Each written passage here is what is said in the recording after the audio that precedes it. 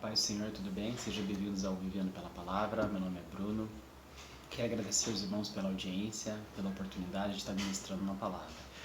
A palavra que o Senhor colocou no meu coração fica em Gênesis 22, quando Deus prova Abraão, né? A gente sabe ali, porque a Bíblia vai nos dizer que Abraão já era um homem muito idoso, né?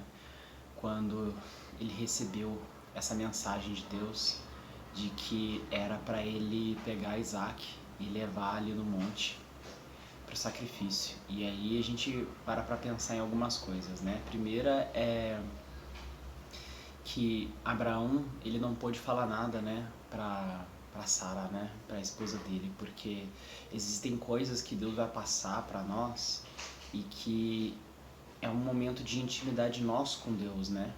Não é para mais ninguém. Tem vitórias e tem processos, sacrifícios que às vezes a gente passa e que às vezes a gente não consegue contar nem para o nosso marido, nem para nossa esposa, nem para nossa mãe, nosso pai, né? E essa era uma dessas situações, porque Deus é um Deus de aliança, né? E ele transformou a história de Abraão, mas ele né, permitiu que Abraão passasse por mais esse processo para poder testar a fé, né, dele. E a gente vê que Abraão, ele era idoso e ele fez aquela caminhada enorme, né, para poder subir aquele monte. Com certeza foi um esforço para ele.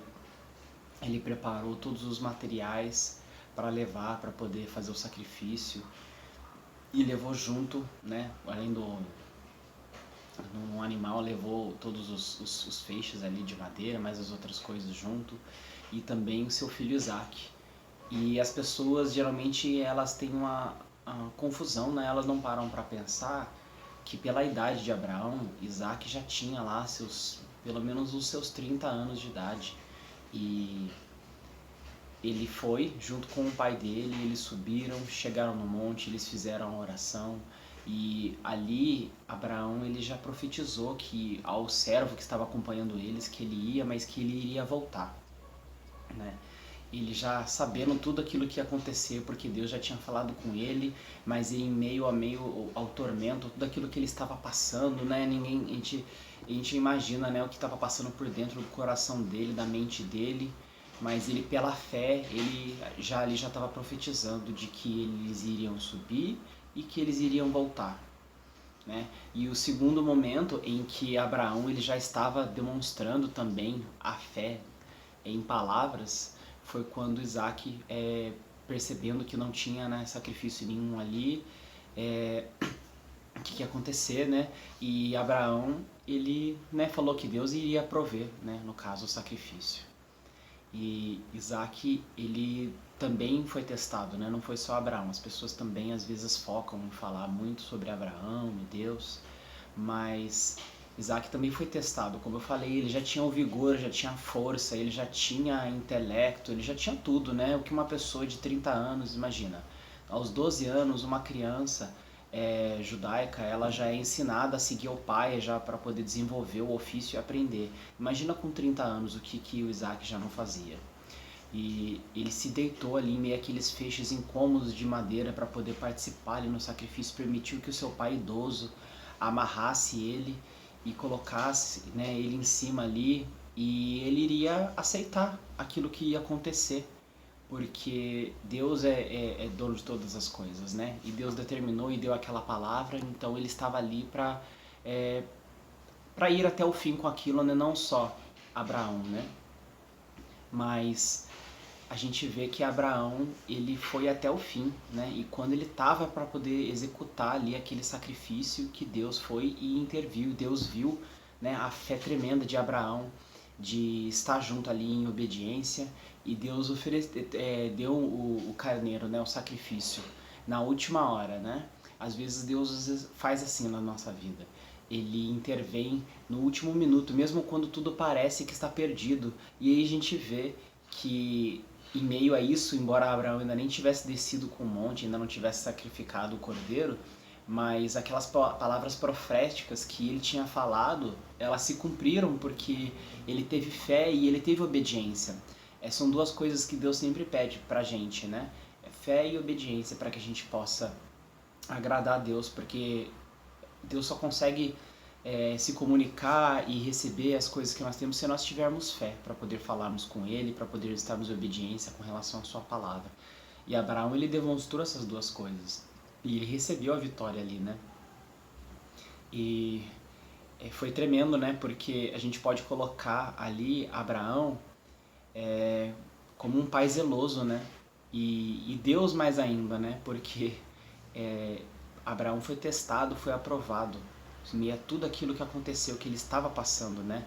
Assim como eu e vocês passamos em muitos momentos pela vida, em muitos desafios, nos quais nós precisamos também ser aprovados. E Abraão, ele não é chamado também de pai da fé à toa, né?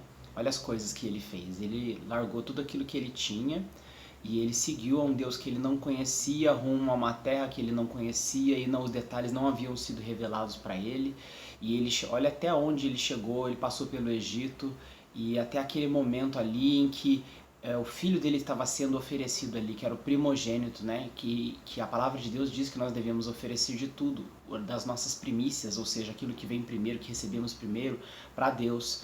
E foi Deus que deu Isaac para Abraão. Mas por Abraão ter obedecido e ter feito todas aquelas coisas, ele recebeu a vitória, né? E teve muitos outros filhos também. E depois ele voltou e ele teve um testemunho de vitória e sobre aquelas outras coisas que aconteceu também, né?